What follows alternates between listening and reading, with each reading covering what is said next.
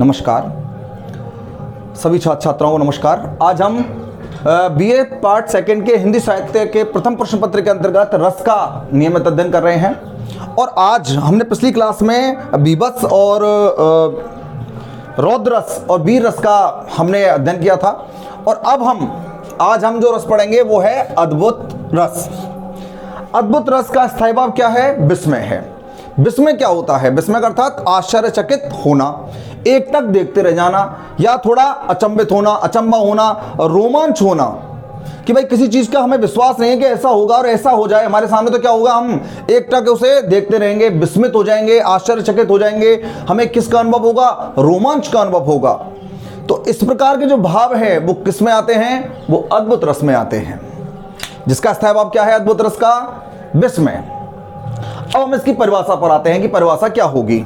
मैं आपको लगातार बताता आ रहा हूं क्लास में कि इसकी परिभाषा आपको किस प्रकार याद करनी है, कि जो हमने परिभाषा लिखाई है उसमें क्या परिवर्तन करना है? केवल स्थायी भाव का परिवर्तन करना है और रस का नाम लिखना है। सहृदय के चित्त में जब विस्मय नामक स्थायी भाव, विस्मय नामक स्थायी भाव अनुभाव और संचारी भाव आदि से पुष्ट होकर किस रूप में? रस रूप में परिणत होता है, तो उसे हम कौन सा रस कहेंगे? अद्भुत रस कहेंगे।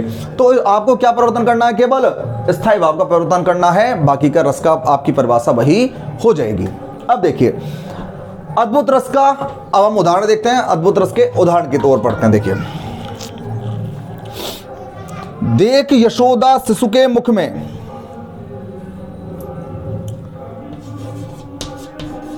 देख यशोदा शिशु के मुख में, शिशु के मुख में सकल विश्व की माया, सकल विश्व की माया, सकल विश्व की माया क्षणभर को वे रही अचेतन,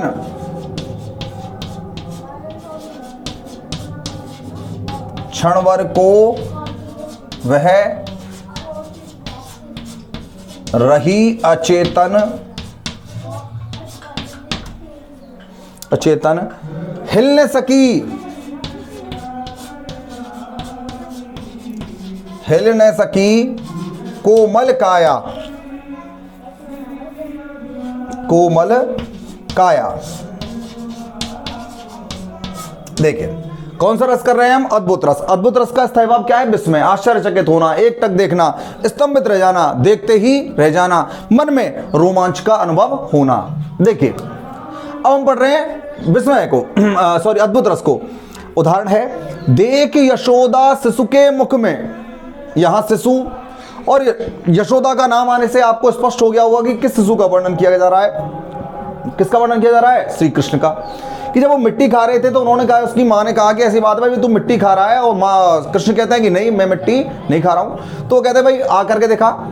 बच्चे से कहती है कि ऐसी बात है, कि कृष्ण से कहते हैं भाई आ करके दिखा, मुंह को खोल के दिखा, जिससे मैं मुझे पता लगे कि तूने मिट्टी खाई है या नहीं खाई है। तो जैसे ही वो अपना मुख खोलते हैं, श्री कृष्ण अपना मुख खोलते हैं, तो क्या होता है? यशोदा को उनके मुख में तीनों लोगों के क्या होते हैं? दर्शन होते हैं। तो उसको देखकर, उस स्त्री को देखकर जो यशोदा माँ है वो क्या हो जाती है? आश्चर्यचकित हो जाती है कि ये बच्चा है, ये बालक जो क्या है? अलौकिक है।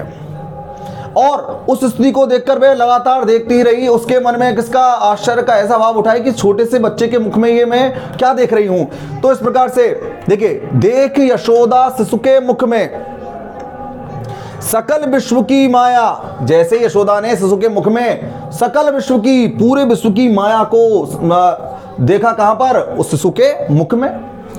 क्षणभर को वह रही अचेतन, कुछ क्षण के लिए वो क्या हो गई? अचेतन हो गई। अर्थात वह देखती रहेगी कि ये क्या हो रहा है, आश्चर्यचकित हो गई, विस्मित हो गई। हिलने सकी कोमल काया, और उसकी जो कोमल शरीर था वो एक टक उसे देखते ही रह गया, हिलने का भी उसे समय नहीं मिला, अर्थात उसे हिला भी नहीं गया, क्योंकि वो देखती रहेगी कि छोटे से बच्चे के मुख में ये क्या है। तो यहाँ पर रस कौन सा हुआ? अद्भुत, विस्मय रस का यहाँ पर हमें भाव प्रकट होता है। तो देखिए विश्लेषण हम करें आश्रय कौन है, किसके मन में भाव उठ रहे हैं, यशोदा के मन में उठ रहे हैं। तो यहां पर कौन हो जाएगा, विषय, विषय कौन है यहां पर, आश्रय कौन है, यशोदा है। जिसके मन में भाव उठते हैं वो कौन होता है, आश्रय होता है, और जिसके कारण उठते हैं वो क्या होता है, विषय। तो यहां पर विषय क्या है, क्यों को उठ रहे हैं, श्री कृष्ण के या शिशु के मुख में, शिशु का मुख, या आप कह सकते हो किसका, मुख में विश्व दर्शन। ठीक है। अब होता है अनुभाव। अनुभाव क्या है उसका, क्या कर रही है, जो क्या हो गई, भ्रमित होना, भ्रमित होना, सॉरी, पुलकित होना,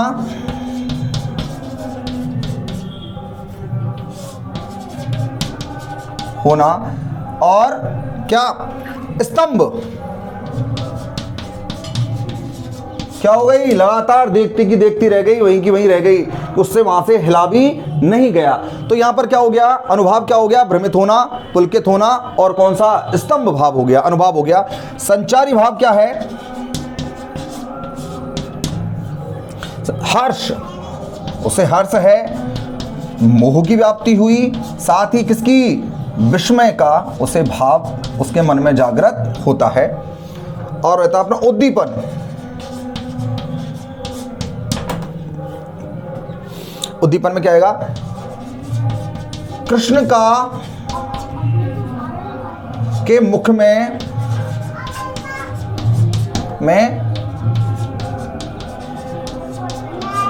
सकल माया के दर्शन होना।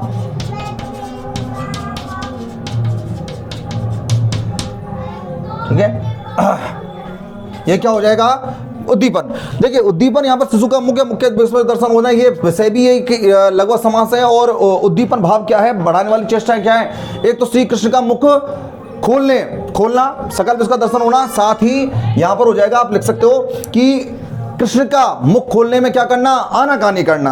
क्यों, वो मुख नहीं खोल रहे थे, उससे क्या उनकी माता द्वारा खुलवाया गया है कि भाई खोल के बता मुझे, क्या है तेरे मुंह में मिट्टी है कि नहीं है। इसलिए वो क्या कर रही है, उससे कह रही थी कि इस बात मुंह खोल के बता, तो उनका मुंह खोलने से क्या करना, मना करना, जिससे कि उनकी उत्सुकता बढ़ गई कि भाई तेरे मुख में मिट्टी है या क्या है।